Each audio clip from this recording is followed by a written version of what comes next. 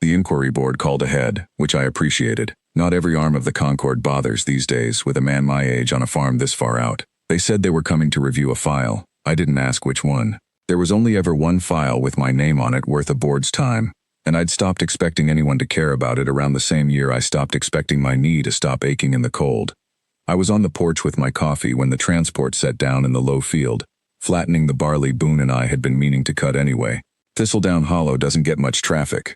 A supply run twice a month, the odd surveyor passing through on colonial business. So I watched the whole descent, gear folding out of the hull, dust kicking up over the fence line, without moving from my chair. There wasn't much point in hurrying toward a thing that was already coming to you. 3 of them came up the path, robed, slate-gray skin, the kind of unhurried walk that means someone outranks everyone else present, including themselves. Behind them, on a lead of black woven cable, came the handler with the vantrell. I knew what it was before the handler said the word. 4 legs, low and long, built like something that had been designed rather than born, though I understood by then most predator species said the same thing about wolves.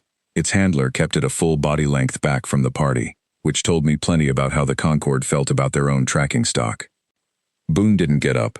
He was 17 that spring, gray from muzzle to tail, and the only thing that reliably moved him off the porch boards anymore was the smell of bacon. He opened one eye at the transport, decided it wasn't bacon, and went back to sleep against my boot. The lead official introduced himself as Undersecretary Athy Corvain, Concord Office of Historical Verification, and set a thin black tablet on the porch rail between us like it was evidence in a trial I hadn't been told I was standing. "Officer Reyes," he said, 31 years ago you filed a report claiming 4 days of unaided survival inside a Class 12 exclusion zone, following separation from your extraction unit. That's right. The report has been flagged for review as likely embellishment. Predator density data recovered from that region in the years since indicates a 96% mortality probability for an unarmed human within the first 6 hours. Your account states you were unarmed for the duration. I was. Then you understand our position. I understood it fine. I'd understood it fine the first time a Concord analyst had said the same thing to me in a debrief room 30 years back, 4 days after they'd finally found me half a click from the extraction point, sunburned, quiet, and, in the official language of the time, behaviorally altered. Nobody had ever wanted a plain answer for what 4 days on that ground does to a man. They'd wanted a better story, or none at all. I don't have anything to add to the file, I told him. I walked at night and went to ground before first light. I didn't sleep in the open. I ate what I could find that I recognized and left the rest alone. I didn't run from anything I could avoid instead, and I avoided most of it. That's the whole account. It was never more complicated than that, which I understand is the part nobody wants to hear. Most survival narratives from that period share those same 4 claims almost verbatim, Corvain said, which is precisely the problem. It reads as doctrine, not memory. Behind him, the vantrell had started to lean. Not toward me, toward Boone. Its handler, younger, tighter around the mouth than Corvain, wearing the kind of composure that comes from a job you're not yet senior enough to refuse, took up slack on the lead without seeming to notice he'd done it. The vantrell's ears had gone flat along its skull, and it had stopped watching the porch the way a working animal watches a scene. It was watching one thing on the porch. Your service record notes a companion animal accompanied you through processing after the incident, Corvain said, glancing down at the tablet, not yet at Boone. Unusual, for a debrief of that classification. He was already mine before the deployment. Regulations didn't have a clean answer for what to do with him, so nobody did anything. He's been with me since. And he was present during the 4 days in question? No, he was at the forward staging post the whole time, same as every other dog in the kennel line. Corvain made a small note. I doubt it mattered to him. I don't think he'd looked at Boone once yet, which was its own kind of answer about how seriously the Concord still took Earth animals, 30 years on from the war that should have settled the question permanently. The vantrell had stopped being subtle about it. It pulled 2 full steps toward the porch, low to the ground, tail flat, a thin sound coming out of it that wasn't a growl and wasn't a whine, something underneath both. The handler planted his boots and hauled back, and for a moment the 2 of them were locked there in the yard, animal and handler, neither one giving ground, while Corvain kept talking like nothing in the field behind him had changed. I'd handled working dogs long enough, before and after the war, to read the shape of what was happening even from the porch. That wasn't curiosity. Curiosity is loose in the shoulders, ears up, a dog deciding whether something is worth crossing a yard for. This was an animal bred and trained to hold discipline under fire.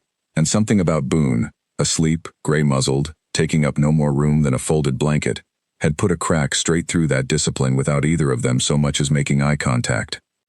The physiological account you gave in the original debrief describes tracking and evading multiple apex predators without detection across 90-some hours. Our position, Officer Reyes, is that this is not merely improbable. It is not consistent with known human. Sir, the handler's voice cracked through it, low and strange. Sir, I need you to stop. Corvain turned. I turned. Boone hadn't moved, hadn't lifted his head off my boot, hadn't so much as flicked an ear. He was 17 years old and dead asleep on a porch, and the Vantril, a bred and blooded Concord Class A tracker, the kind of animal that could run a wounded man to ground across 40 kilometers of broken terrain, had stopped pulling. It had gone still instead, lower than still. Its head had dropped below its own shoulder line, chin nearly to the dirt, and it would not, the handler told us afterward in a voice that had lost most of its official polish, close the last 6 feet of yard between itself and the dog on my porch. Not wouldn't. Couldn't, in the way an animal's nervous system makes a decision the animal itself doesn't get a vote on. That posture, the handler said, and I watched him choose each word like it cost him something. In my species, is submission to a superior predator. Not aggression, not fear of aggression, recognition. Corvain looked at Boone for the first time since he'd stepped off the transport. Boone, for his part, chose that exact moment to sigh, resettle his chin on my boot, and go back to sleep. Nobody said anything for a while. The Vantril held its position in the yard, low and unmoving, the way you'd expect something to hold a salute it hadn't been ordered to give. The file, Corvain said eventually, will require amendment. That's your business, I said. Mine's the barley. He didn't argue further. He collected his tablet, gathered his 2 silent colleagues, and walked back to the transport at a pace that had lost some of its unhurried certainty. The handler took considerably longer coaxing the Vantril back onto its lead. It kept its head low the whole walk out, throwing one last look over its shoulder at the porch. The way you look at a door you've just understood was never locked, only closed. I finished my coffee. Boone slept through the transport lifting off, through the barley settling back into itself where the landing gear had flattened it, through the whole quiet afternoon that followed. I sat with him a while longer than usual that day, not because anything had changed in either of us, but because it felt like the kind of afternoon a man ought to sit still for.